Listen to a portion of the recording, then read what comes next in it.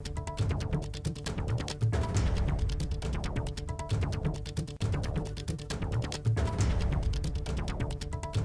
देखिए इस वक्त कार्यक्रम चल रहा है और आदान प्रदान करें अतिथि महोदय एवं माननीय मुख्यमंत्री महोदय की गरिमामय उपस्थिति में।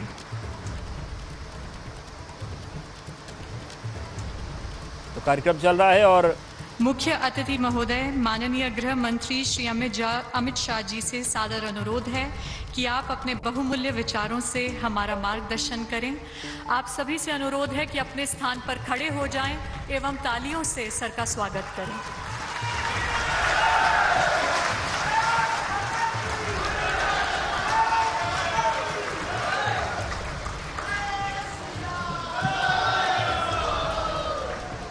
मेरे साथ बोलिए, भारत माता की। क्यों भाई, लखनऊ वालों की आवाज को क्या हो गया है? ऐसे बोलोगे क्या? यूपी में जिनको सरकार बनाने के सपना आ रहे हैं उनके कान तक ये आवाज जानी चाहिए। मेरे साथ जोर से बोलिए, भारत माता की, भारत माता की। मंच पर उपस्थित उत्तर प्रदेश सरकार के यशस्वी और सफल मुख्यमंत्री श्रीमान योगी आदित्यनाथ जी, मंच पर मेरे साथ बैठे हुए भारतीय जनता पार्टी के नेता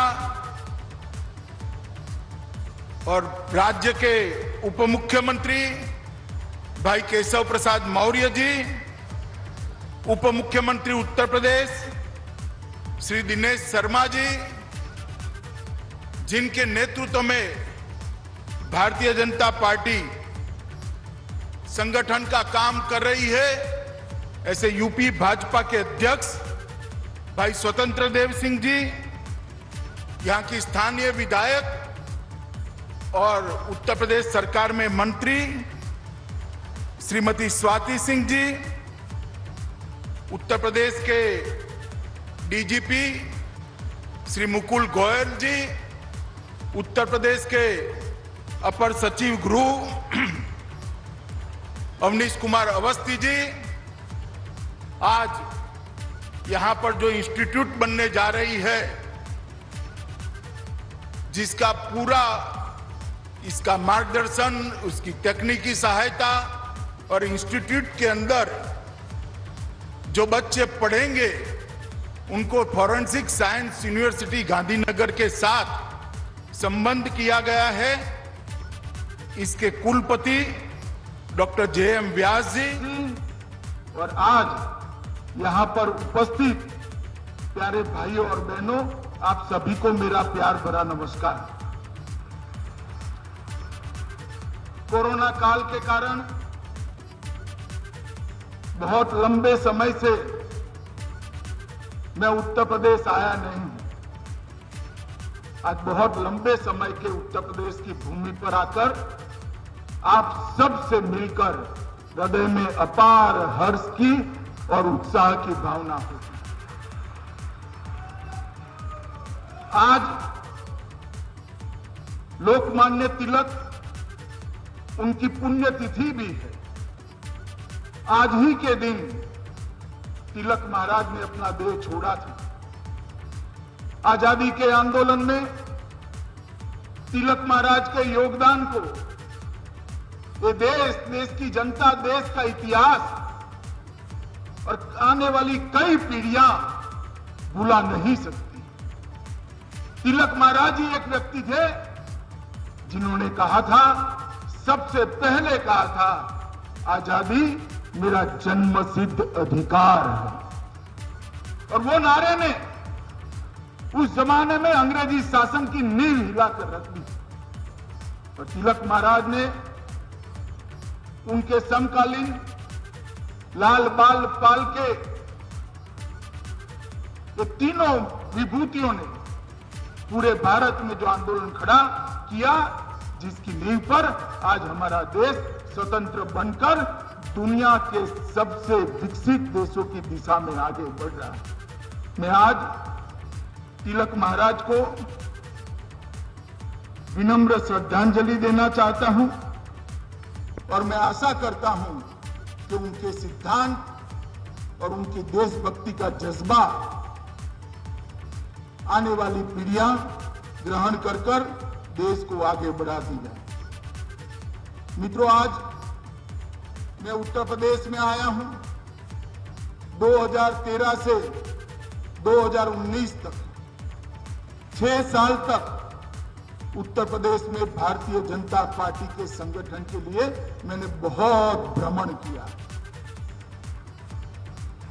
जिले जिले में गया हूं, तहसील तहसील में गया हूं, असेंबली सीटों का भी दौरा किया है। और इसलिए पहले का उत्तर प्रदेश मुझे ठीक तरह से याद है। चाहे पश्चिम के अंदर भय से मारे लोग क्षेत्र छोड़कर जा रहे हों, चाहे महिलाएं अपने आप को असुरक्षित महसूस करती हो, चाहे भूमाफिया गरीबों की और सरकार की भूमि को अवैध रूप से अपने कब्जे में लेते हो, चाहे दिन दहाड़े गोलियां चलती हो, चाहे दंगों से ग्रस्त उत्तर प्रदेश हो। 2017 में भारतीय जनता पार्टी ने एक वादा किया था कि हम उत्तर प्रदेश को कानून और व्यवस्था की दृष्टि से ठीक बनाएंगे, उत्तर प्रदेश को विकसित प्रदेश बनाएंगे। और आज जब मैं 2021 में यहां पर खड़ा हूं तो मैं गर्व के साथ कह सकता हूं कि योगी आदित्यनाथ और उनकी टीम ने उत्तर प्रदेश के कानून और व्यवस्था को देश में सबसे आगे ले जाने का काम किया। यही तो परिचय है भारतीय जनता पार्टी का। भारतीय जनता पार्टी की सरकारें जातियों के आधार पर नहीं चलती। भारतीय जनता पार्टी की सरकारें परिवारों के आधार पर नहीं चलती। भारतीय जनता पार्टी की सरकारें अपने नजदीक के लोगों के लिए काम नहीं करती। भारतीय जनता पार्टी की सरकारें देश के सबसे गरीब व्यक्ति के विकास के लिए और कानून व्यवस्था ठीक करने के लिए काम करती। मैं आज जब यहां आया हूं तब कह सकता हूं कि आज विकास की 44 योजनाओं में देश में सबसे आगे उत्तर प्रदेश है। उत्तर प्रदेश। मैं 44 योजनाओं को गिनाना नहीं चाहता। योजनाएं बनाना बड़ा सरल होता है, मगर योजनाओं को भूमि पर उतारना, योजनाओं को लाभार्थी तक पहुंचना, इसमें से बिचौलियों को खत्म कर देना और लाभार्थी को बिना कोई कष्ट, बिना कोई रिश्वत ये योजना का लाभ मिले, ऐसा तंत्र बनाना बहुत कठिन होता है। योगी जी और उनकी टीम ने पूरे देश के अंदर 44 योजनाओं में सर्वप्रथम स्थान प्राप्त किया है। ये हम सब के लिए गौरव का बात है। मित्रों, आज मैं यहां आया हूं तब इतना जरूर कहना चाहता हूं कि उत्तर प्रदेश ने हर क्षेत्र में विकास किया, चाहे औद्योगिक निवेश करने की बात हो, चाहे योजनाओं के सफल क्रियान्वयन की बात हो, चाहे कानून और व्यवस्था ठीक करने की बात हो, चाहे गरीब किसान का ऋण माफ करने की बात हो, चाहे गरीब किसान का अनाज बिचौलिए के बगैर डायरेक्ट उसके बैंक अकाउंट में डालने की बात हो, चाहे हर घर में शौचालय बनाने की बात हो, हर घर विहीन को घर देने की बात हो, 1,47,00,000 महिलाओं को गैस का सिलेंडर देने की बात हो, इतने ही घरों के अंदर बिजली पहुंचाने की बात हो, चाहे भ्रष्टाचार को नाबूद कर भ्रष्टाचारियों पर भय खड़ा करने की बात हो, हर क्षेत्र में उत्तर प्रदेश ने योगी जी के नेतृत्व में बहुत अच्छा काम किया। और उसी का परिणाम है कि 11 लाख करोड़ से अर्थव्यवस्था जो थी आज 4 ही साल में 11 लाख करोड़ से बढ़कर 22 लाख करोड़ पर पहुंचकर देश में दूसरे नंबर की अर्थव्यवस्था बनी है। और मित्रों, कोविड के दोनों लहरों में उत्तर प्रदेश शासन ने योगी जी के नेतृत्व में बहुत अच्छा काम किया। यहां की आबादी, यहां की जनसंख्या, गांव में फैला हुआ प्रदेश, 22 करोड़ की आबादी, शायद पूरे यूरोप से ज्यादा आबादी अपने उत्तर प्रदेश के अंदर। और इसके अंदर बारिश में परंपरा से मिली लचर स्वास्थ्य सुविधाएं, उसको चुस्त करना, दुरुस्त करना और लोगों की सुरक्षा करना।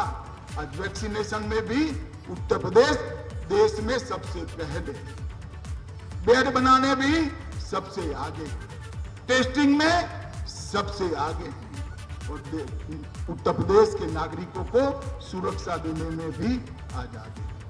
मित्रों, हर क्षेत्र के अंदर ये जो प्रगति हुई मोदी जी के नेतृत्व में, भारतीय जनता पार्टी की सरकारें जिस प्रकार से संवेदना के साथ जनहित का कार्य कर रही है, उत्तर प्रदेश उसमें सबसे आगे है।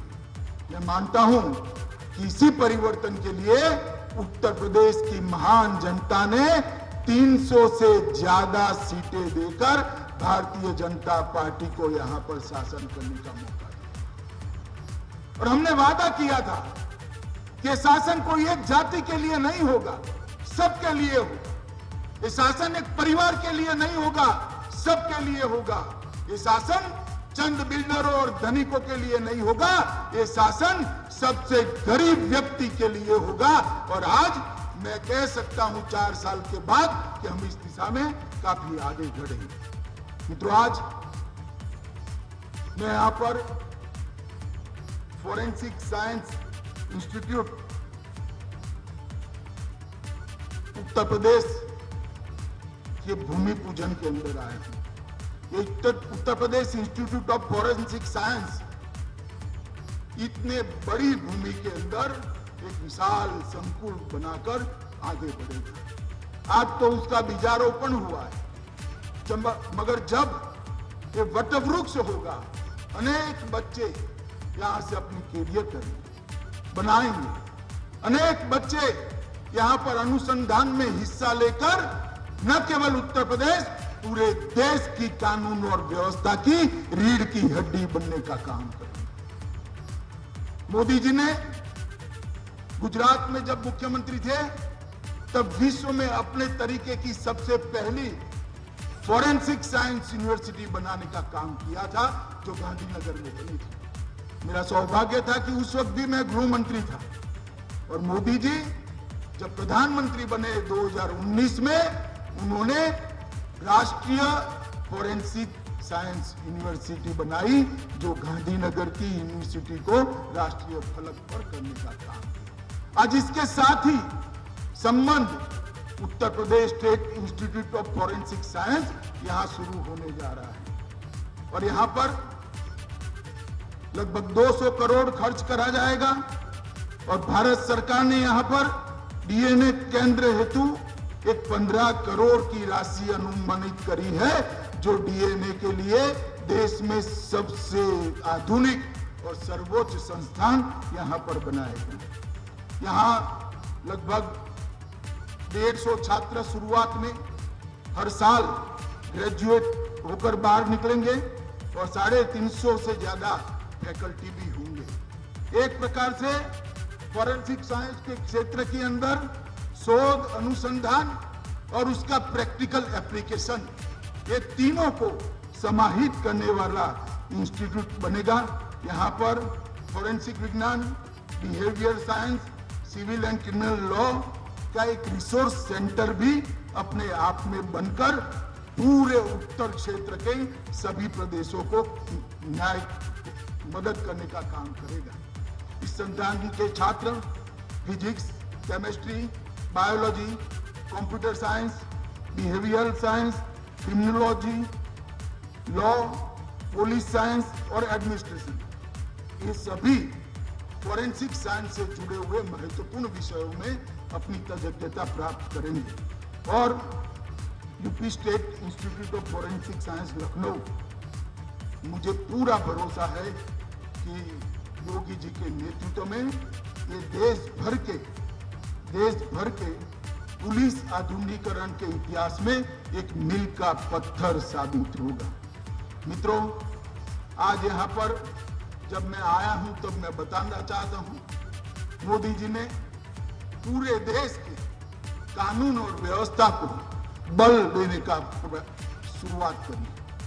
गृह विभाग में मोदी जी के नेतृत्व में अनेक प्रकार की नई शुरुआतें की।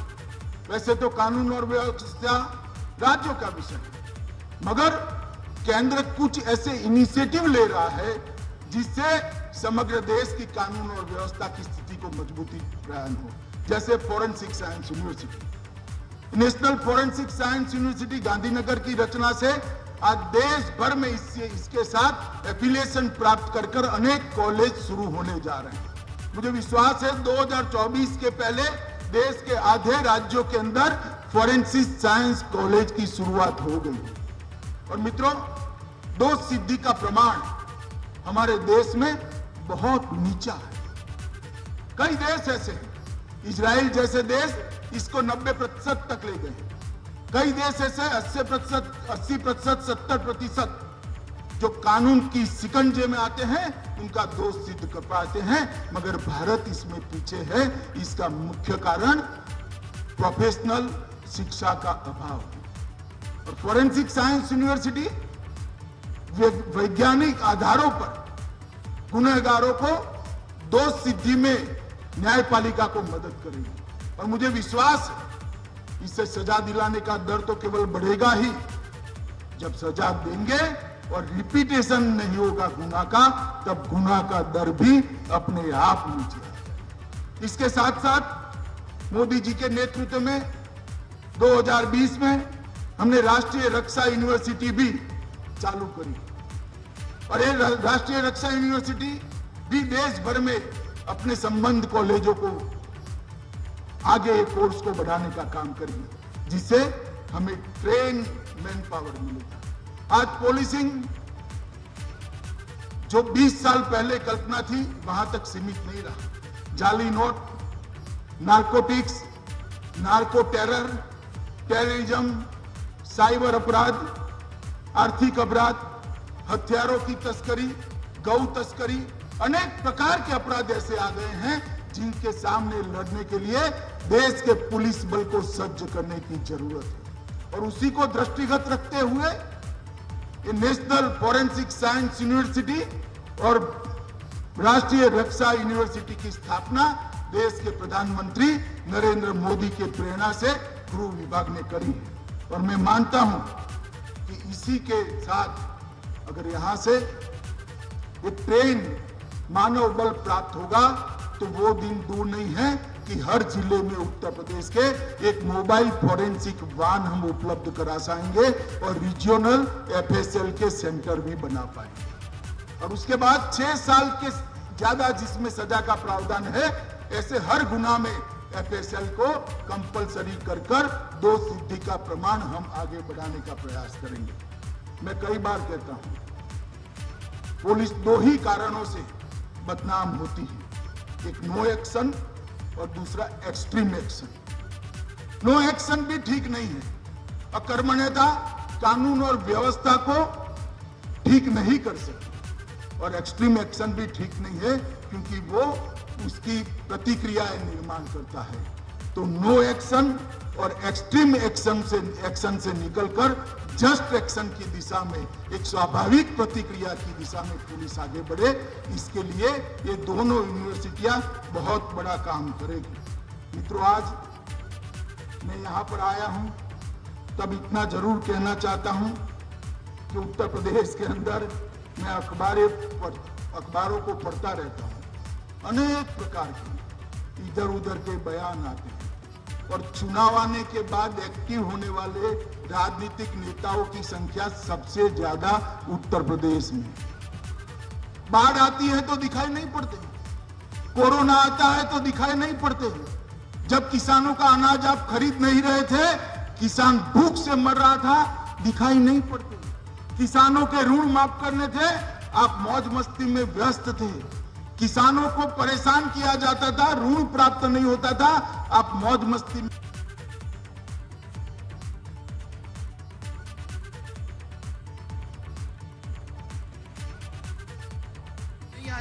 घर में अंधेरा था, बिजली पहुंचाने का याद नहीं आया। शर्म के मारे महिलाएं शौचालय के बगैर शर्म के मारे परेशानी बैठ रही थी, आपको कुछ याद नहीं आया। उत्तर प्रदेश के लोग घर के बगैर झोंपड़ियों में, घर में अंधेरा था, बिजली पहुंचाने का याद नहीं आया। शर्म के मारे महिलाएं शौचालय के बगैर शर्म के मारे परेशानी बैठ रही थी, आपको कुछ याद नहीं आया। उत्तर प्रदेश के लोग घर के बगैर झोंपड़ियों में, कच्ची झोंपड़ियों में रह रहे थे, आपको कुछ याद नहीं आया। उत्तर प्रदेश के अंदर माताएं चूल्हा घूमकर अंधारे को इनवाइट करती थी, आमंत्रित करती थी, आपको गैस देने की सूझ नहीं आई। और चुनाव आते हैं तब नए कपड़े पहन कर आ जाते। मित्रों, मैं सभी को कहना चाहता हूं, मैं उत्तर प्रदेश के चप्पे चप्पे में घुमा हूं। 2013 से 2019 तक उत्तर प्रदेश का मैंने दौरा किया है। मैं उत्तर प्रदेश की जनता को जानता हूं।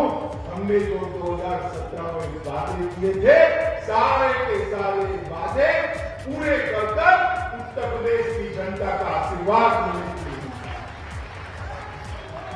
और जो कम करने के लिए उनको मैं कहना चाहता हूं कि भैया, फिर से एक बार करारी हार का मन बना लो। यहां भारतीय जनता पार्टी की प्रचंड बहुमत से सरकार है, क्योंकि उत्तर प्रदेश में दंगा मुक्त उत्तर प्रदेश की कल्पना ही, उत्तर प्रदेश के युवाओं ने रोजगार की कल्पना ही नहीं की। उत्तर प्रदेश के व्यापारियों ने सफलता के साथ किसी को टैक्स दिए अनधिकृत टैक्स खंडनी के लिए बगैर व्यापार कर पाएंगे, ऐसी व्यवस्था की कल्पना ही नहीं थी। और उत्तर प्रदेश में इतने औद्योगिक निवेश को किसी ने सोचा भी नहीं था। निवेशकों का सम्मेलन भी कानून और व्यवस्था के कारण अखिलेश यादव जी को लखनऊ में करना पड़ा, लखनऊ से बाहर दिल्ली में करना। मित्रों, उत्तर प्रदेश के अंदर योगी जी के नेतृत्व में भारतीय जनता पार्टी की सरकार ने जो परिवर्तन लाया है, मुझे पूरा भरोसा है कि गत चुनाव की तरह ही आपके गांव में जो विकास, कि किसी के बहकावे में मत आई, आपके गांव में जो विकास हुआ है इसको एक बार देखिए। शहर में जो विकास हुआ है उसको देखिए।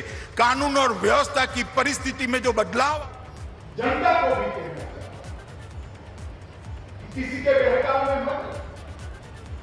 आपके गांव में जो विकास हुआ है इसको एक बार देखिए। शहर में जो विकास हुआ है उसको देखिए। कानून और व्यवस्था की परिस्थिति में जो बदलाव आया है उसको देखिए। दंगे समाप्त हो गए हैं, इसको देखिए। जातिवाद समाप्त हो गया है, उसको देखिए। परिवारवाद को उखाड़कर फेंक देने का काम भारतीय जनता पार्टी ने किया है। मित्रों, चुनाव नजदीक आएगा तब ये लोग जरूर मिलेंगे। उत्तर प्रदेश की जनता को करना निवेदन है कि आप सभी लोग चहुमुखी विकास जो आया है उसको देखिए और उसका समर्थन करिए। मोदी जी के नेतृत्व में यहाँ योगी आदित्यनाथ, हमारे दोनों उप मुख्यमंत्री और उनकी पूरी प्रशासनिक टीम ने एक बहुत अच्छा काम किया है उत्तर प्रदेश को आगे बढ़ाने का, इसको और आगे बढ़ाने का। आज यहाँ पर जब मैं आया हूं तब मैं इतनी आशा करता हूं कि आज ये जो फॉरेंसिक साइंस इंस्टीट्यूट की स्थापना हुई है वो अपने तय समय में अपनी गतिविधियां चालू करेगा, जो कि यूपी सरकार का कार्य पद्धति है। और यहाँ पर बहुत जल्द बच्चे फॉरेंसिक साइंस के विषय को पढ़कर हमारी कानून और व्यवस्था को मजबूत करने में लगेंगे और उत्तर प्रदेश की कानून और व्यवस्था, देश की कानून और व्यवस्था को सुधारने में अपना योगदान देंगे। मैं बहुत समय के बाद आया हूँ, इसलिए फिर से एक बार मैं कहना चाहता हूं, उत्तर प्रदेश को, जनता को, उत्तर प्रदेश के लोगों को और हमारे कार्यकर्ताओं को मिलकर बहुत बहुत आनंद और सुख की अनुभूति होती है। फिर से एक बार सभी को नमस्कार, वंदे मातरम।